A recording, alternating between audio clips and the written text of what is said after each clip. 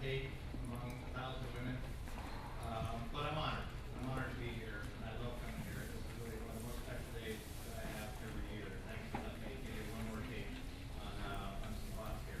So I do have hopefully some credentials that are somewhat make me a logical person for this topic, in addition to my friendship with Deb. My mom came from a family of 5 daughters.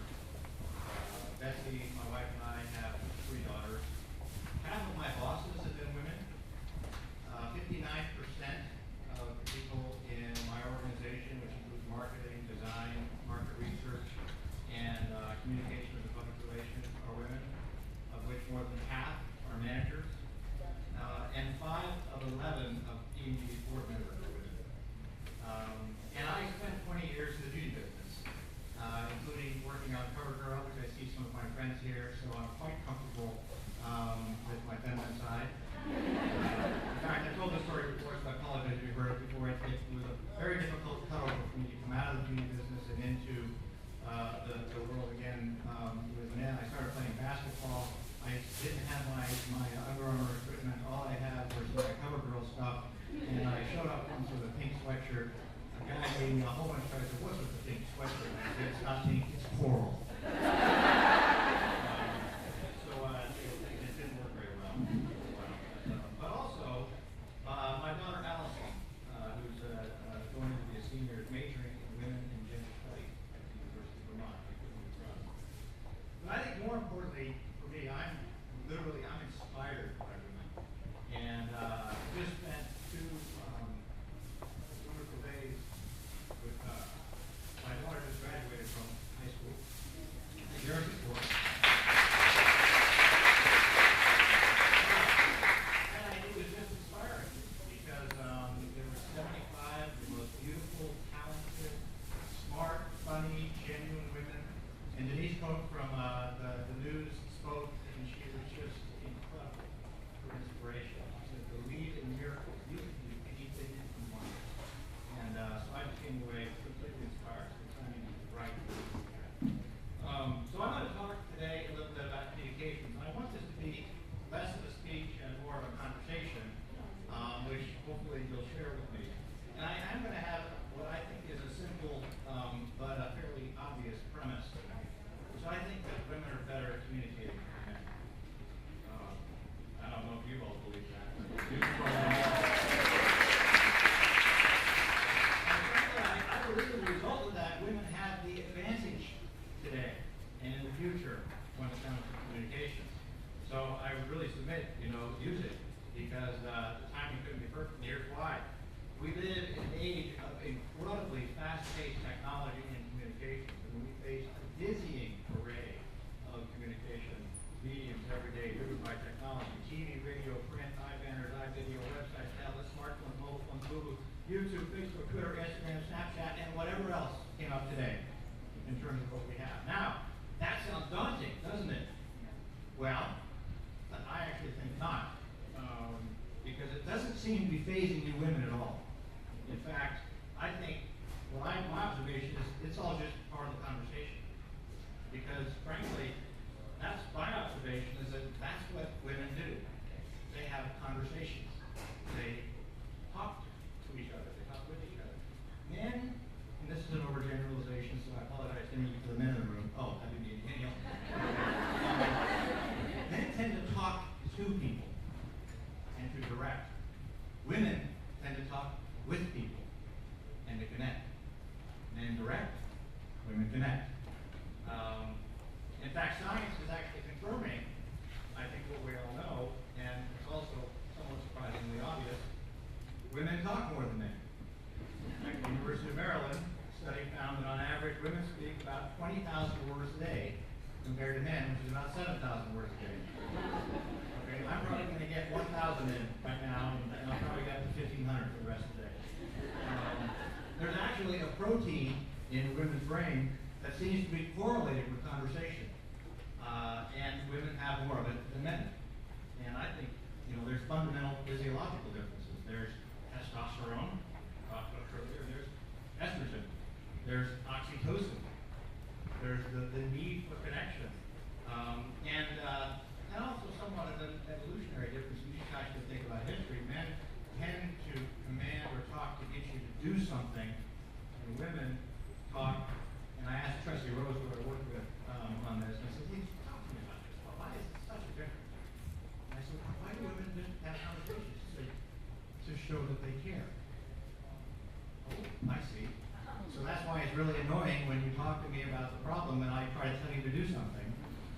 you think I don't care. No, I do care. I'm trying to tell you to do something about it, but you just want me to listen. So it's a very interesting phenomenon which actually can apply to business today in brand building and in companies, and really it's time to take advantage of it. And let me just give you my business. My business is the consumer products industry. And we make everyday products that everybody kind of has to use. Shampoo, toothpaste, toilet paper, paper towels, razors, makeup, everyday products that people don't think about very much, except for the few minutes each day when they might, wash their hair, brush their teeth, diaper their baby, or wipe their countertop. And our business model is fairly simple. We try to sell brands. You buy more of our brands like Pampers, Pantene, and Olay, and CoverGirl.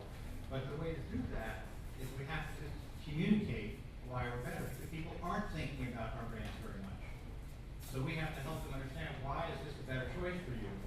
And that requires top of mind awareness, because you're really not thinking about whether you need a new toothpaste until you're out of toothpaste and you're in the store. So you want to make sure I'm thinking fresh when I go in there. So that's part of what we need to do. We need to communicate. We constantly need to communicate. Now, in the old days, it was really easy. You cranked out a 30, sometimes a 60-second commercial, and we basically talked to consumers about what we wanted them to know about our products and what we wanted you to do, which is buy them. And we paid for it with advertising on 3 major networks. It was perfectly suited to men and perfectly suited to madmen. Look at the Mad Men show. What does that look like? Right? That's the way it was. We're going to tell women what they want and what they need to do about it. Those days are gone, long gone. And now we literally need to use every single medium that I talked to you about earlier. And we can't just tell people what we want them to know. We have to earn the right to be part of the conversation. And so we actually call it earned awareness. Earning the right to be part of the conversation. And that does involve traditional TV advertising, but it also includes this array of social media and Twitter and Facebook and Google and YouTube and so forth. And so what I want to do then is I want to give you just a couple of examples of what this is, and then we'll open it up for questions. I'm going to start with one on Tide. By the way, all of these examples also have another thing in common. They're all being led by women. Tide is the first one, and Tide is one of our biggest and most iconic brands. It's actually one of the biggest brands that we have in the world. It's led by Alex Keith, and Alex and her team, they wanted to have a conversation with consumers every day about laundry. And so what they did is they went to USA Today, and they got inspired by how they run their news desk, because they're constantly, and they brought this back with their team, multidisciplinary team, and they're constantly trolling to figure out what's the conversation about and how can we get in on the conversation so we can create communications that can connect with people. And then they're always on Twitter and Facebook, and they're always constantly posting out. Some of this is spontaneous, but a lot of it is planned, because we know that Christmas comes every year at the same time. We know that Halloween comes at the same time, and even better, we know when the Super Bowl comes. And who watched the Super Bowl this year? Right? Okay, I hope so. Yeah. Now, this is always a big event, but the Tide team recognized something different. They recognized it was now happening in major events. Everybody watches TV, and everybody's talking about it while they're watching TV. So who here had their mobile phone and their computer up during the game? And we're tweeting or posting or at least following what the conversation was. Well, these guys recognized that, and so they wanted to be part of that conversation. So they created a trigger for that conversation, and it was a 60-second commercial called "No Stain is Secret," and here it is.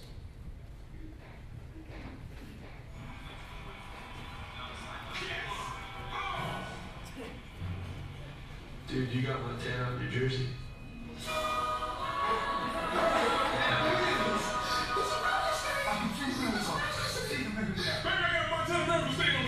There's been a lot of talk about America's stain. And then I was holding my shit like this. And it dropped. Is that real? Yeah, it's real. Crazy. Oh, no! The miracle Montana stain is sweeping the nation. All over the world, they're flocking to get a glimpse at what what some 49ers fans are hoping could be a Super Bowl miracle. I saw the stairs! All right. Right here, $20. Here we go. Staying on his stick.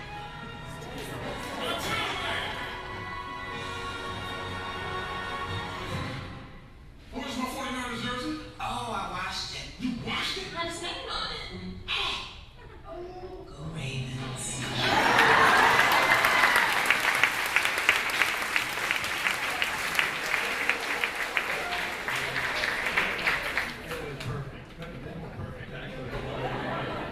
What was awesome about this too is, they shot this 2 weeks before because they knew it was going to be in the game, so they just went and shot this. It was brilliant creativity.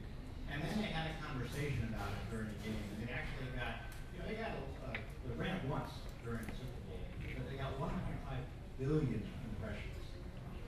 8 times the power of the commercial through social media during this conversation. Plus, it happened to be on their news desk during the blackout. And so they posted about that. They said, we can't fix your blackouts, but we can get your stains out. So this is what it's about, being about part of the conversation, creating creativity that helps you be part of the conversation, and amplifying the awareness of your brand as a result of those conversations. As I said, this is led by Alex, and she's great. She's one of the most inspiring team players that I've ever met. I actually met her about 20 years ago at the Hatboro plant, where she was a production planner, and they were getting ready to shut down the plant. Dan Elstein, who was a dear friend of mine, said, you've got to take a look at Alex and see what she thinks. Brought her into my organization in skincare, and she has risen through the ranks because of her teamwork, courage, insight, creativity. She now runs virtually the biggest brand in the company. She will definitely be a president in our company and could be a CEO at some point. So the next example I'll give you is Old Spice, and I'm not going to show you the commercial. You've probably seen it a jillion times. But I suspect you're familiar. I didn't bring it, but I figured, but I'll just tell you what this was. This was, of course, smell like a man, look at your man back at me, like your man back at me. Sadly, he isn't me, but he could smell like me, and that's Old Spice. That was a commercial that we started with on Old Spice. We then moved to Terry Crews, who is a muscle man, and he has done something online called Muscle Music. Literally plays music, and you can play online, whatever keys you hit will play music. And then recently, the Old Spice team actually hired Mr. Wolf Dog for their new wolf scent. And that is actually me and Mr. Wolf Dog. He's actually made my marketing director at P&G, and he has created lots of conversations. So he tells wild stories. I don't know if any of them are true or not. And it really creates conversation through multiple social media platforms. So Old Spice actually spends very little money on TV advertising because they do it all through conversations. All of this work is it's a conversation piece.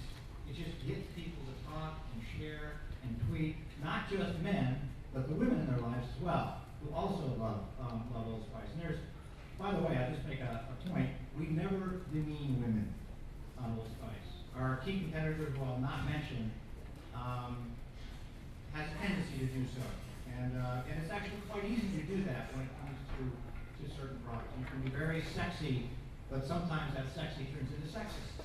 And we've made a decision, we're not going to do that. We can be funny, we can be humorous, we can engage people, but we can do it in such a way that both men and women like. And that's why this brand continues to grow, why it's the market leader.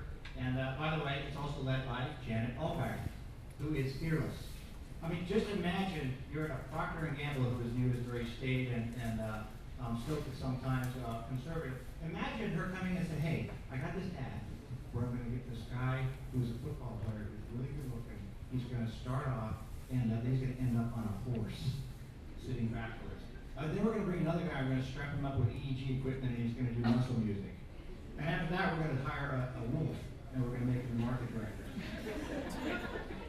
She does it because she knows her consumers, she knows her brands, and she's fearless. She has creative fearlessness, and she pushes it, and she makes it. She has to also rein the agency in sometimes, because sometimes they go off the deep end. But that's what I love about her, and that's why this brand is such an incredibly successful brand. Now the third example I'll give you is from our Thank You Mom campaign. And this is our P&G Olympics campaign. And we introduced this last year and throughout the 2012 Olympic Games. And I'm going to go ahead and show that to you one more time.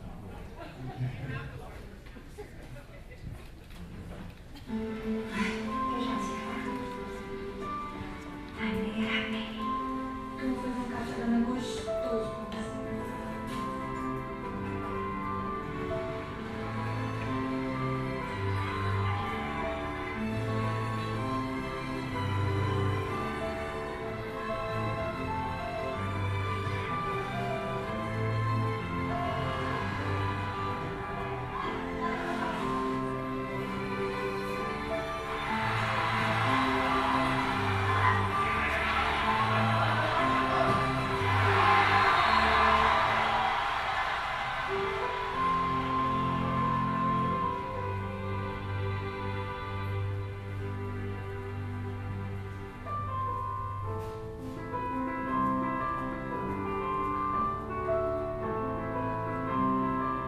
P&G, proud sponsor of moms. Anyone get that?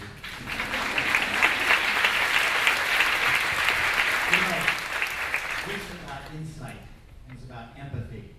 And P&G, most of our consumers are women. So what we wanted to demonstrate with this is that we understand women, we understand moms, we understand what it's like to raise a child, to get up with them every day, to do all the things that you have to do every day to raise a good kid, as well as raise a champion, as well as have a good life. So what this whole campaign is about is P&G knows me, understands about me, and cares about me. And this ad itself got more than 200 million views worldwide, and it helped us achieve about $500 million worth of incremental sales with all of our brands. We're still going, and we're going to continue to go. And we do everything once a year around Mother's Day, where we try to find another way in which we can get connected with moms to be able to show moms that we care. And this recently, what we did is we met with Maria Shriver and honored her mother, the late Eunice Kennedy Shriver, and with her program that she has at the Special Olympics, because we're a big sponsor of the Special Olympics. And we created just a video, and this video went number 2 on the viral video chart, and it debuted on Mother's Day weekend. It was shared on the Today Show. It was added weeks out of the day, and it's just connected with people. And this is about 4 minutes, so hopefully you'll enjoy it. It's over here. It's probably easiest to see it over here, but it's called A Gift from Mother's Day. Well, my mother is in.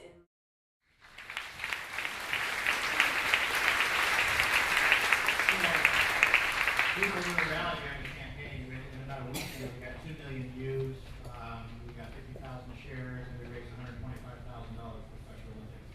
And this is all led by Janet Fletcher, who is also another fearless woman who is full of insight and empathy and authenticity, which somebody mentioned earlier. Whenever we review this work, we're always putting it through the test. Is it authentic? Does it really hit a real chord with moms and women? So what you've just seen is just a few little examples, but some of the best creative work that we have right now, and it's creating an entirely new approach to communication, and it's led by women, and it requires a totally new set of skills, of creative and conversation skills, the ability to connect, insight and empathy, IQ and EQ, authenticity, a predisposition to teamwork and working collaboratively, and one of my favorites, which is just creative fearlessness. And so, like I said, I think women have an advantage. And what I would ask you to do is to think about what can you do to take advantage of that advantage in your brands, with your companies, with whatever your organization may be. And I would just ask you, to think about a few things. Just one, trust your instincts. Your instincts are always right, and go with them. And we've been doing some great work on cognitive and behavioral science, where, lo and behold, we're finding out every decision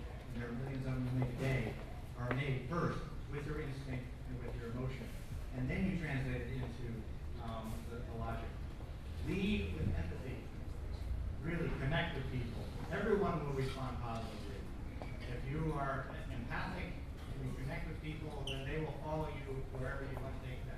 And you naturally do this to draw people out. And that means being a team player. Teamwork will work every time. And what I observe is that women understand how to lead, but they also understand how to follow and how to be part of a team. And in my view, today's world and the future world we're about to go into is going to require a much greater degree of leadership and followership. Being part of the team is much more important than leading it. And also, be fearless. Be fearless. You have nothing to fear. Get rid of that useless emotion. Go for it. One of the things I observe at work is I see a greater degree of fearlessness among the women we work with, willing to say it like it is. And that's really a gift. And you can give that gift to others. And then, as Maria and her mom said, believe in the possibilities. You can, you must, you will. And I know you will.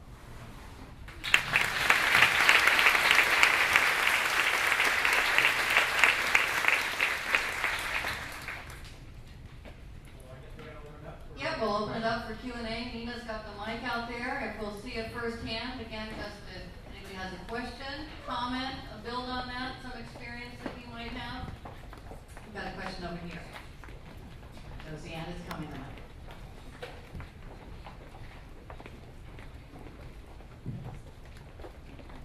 Thank you.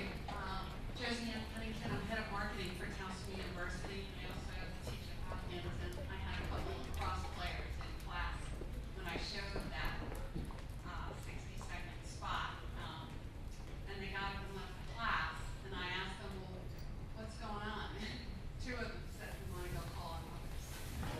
So it really was very, very powerful, and I have a lot of respect for the P&G brand.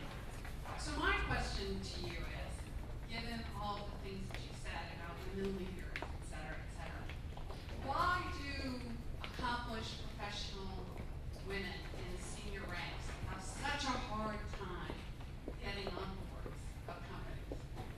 Getting on board. Yep, getting on boards. Even in our community, like Mason just announced 2 new board memberships, and they both went to men. And we're replacing men. And so I was very impressed with the statistics, and I know that about P&G.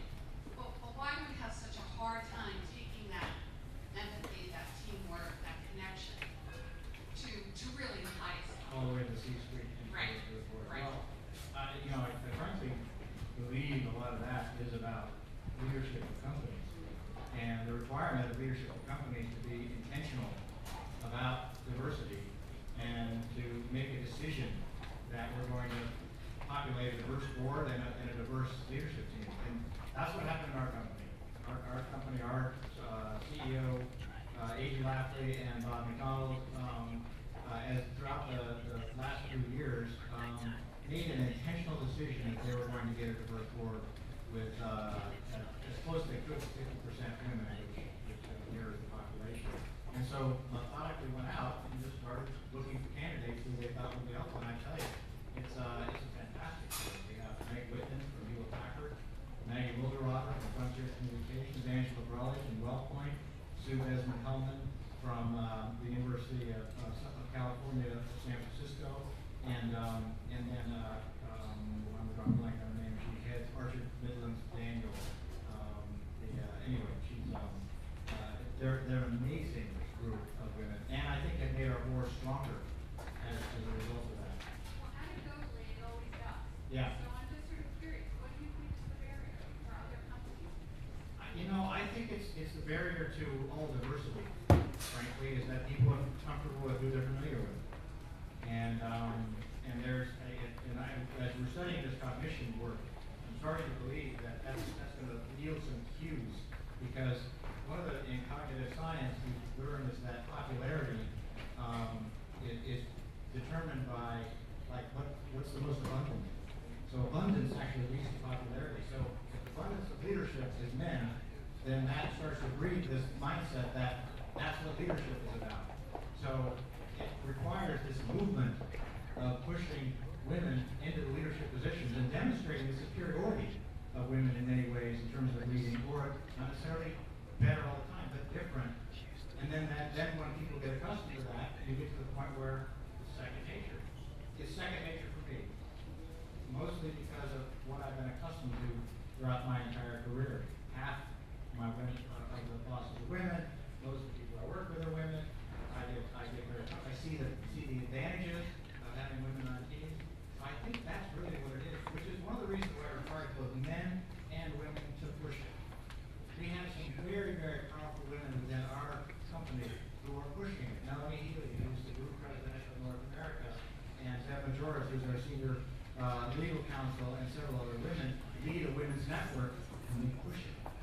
And we just recently had a session where we sat with all the 5 board members and a group of women executives, along with a few good men, and we talked about some of these barriers. What are the things? What do you have to do? You have to push it. You have to be fearless. You have to demonstrate what you can do. You have to ask for the position. You can't assume that you're going to get it. And one of the things that many of these women talk about is this notion of, you know, kind of, well, if I do well, I'll get it. No. Men don't do that.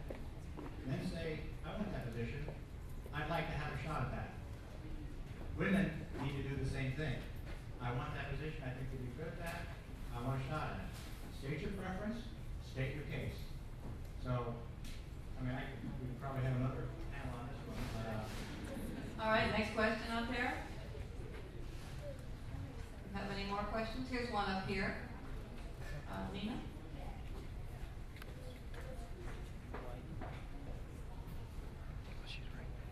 I just had a quick question. I was able to see Gina Davis, who is head founder of the Institute for Gender and Media, speak a few months ago, and one of her points about media and gender is normalizing women in powerful positions, and she had a lot of statistics about when you see media, do you see women in powerful positions? And I was just curious, as much as I have 3 kids and they mean everything to me, they also know my career is really important to me, and on your advertisements, they always make me cry. Is there any chance that you guys would consider showing a woman who's a career woman and you know, in that mom image? If that would I just think it would help normalize it a little bit. definitely. No, I think it's a great idea. Something we've been talking about how to do that. Yes, exactly. But this is just the beginning of a long and hopefully powerful campaign to do just that. Great idea. Other comments? Questions? One more over here, Janessa.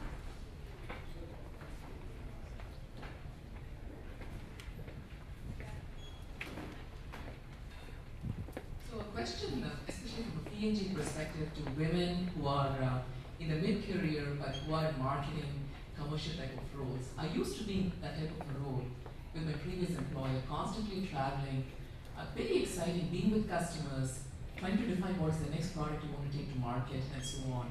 And then once you have kids, slowly women start moving into internal facing jobs, just to balance the travel, the kids and so on, and leading a pretty large marketing aspect of P&G, and seeing that so many there are women leaders in that type of a zone. How does companies like that help women still have customer travel, front-facing commercial jobs, and still balance it with internal, family commitments? Yeah, we've made it. It's a great question, and one that I don't pretend to have the answer. Just saying what we've been doing is one, recognizing it and acknowledging it was the first step, which is as opposed to trying to pretend it's not an issue. And so that was the first thing we did. The second thing we did is that we started building in families, family leave, maternity leave, into the career path. So we recognize that that's going to happen. We actually make deliberate staffing decisions in order to make sure that that a person can have a job when they come back, when they choose to come back, and work that throughout. The other thing is we have been much more deliberate now about working from home and working from home countries as well. We used to require that if you were going to get to the management ranks, you were going to have to take an overseas assignment, for example. And what we started to do is just suspend that, because we figured people can get the same kinds of jobs and experiences without having to disrupt their entire family. So that has really helped us immensely, give people opportunities to grow within their existing countries and their businesses. All right, I think we need to close down. We're right on time. Did we have one more? Was there one more? Yep. Just grab this mic. I just wanted to say to Mark and PG, as a mother, four-time Olympic champion, PG&E did an amazing job with that campaign, because I was one of the fortunate mothers that called to London with Usain Bolt's mother and Lisa Jones's mother, and there were moms from around the world that came together prior to this being launched. And it was just very warming as we went to the Olympics and how you embraced the family at the Olympic Games, because we are there as families in the stands, and connecting with our children is very important. But it's not always something that's on everyone's radar screen, but the bridge that you gave to us as the American families, and thank you.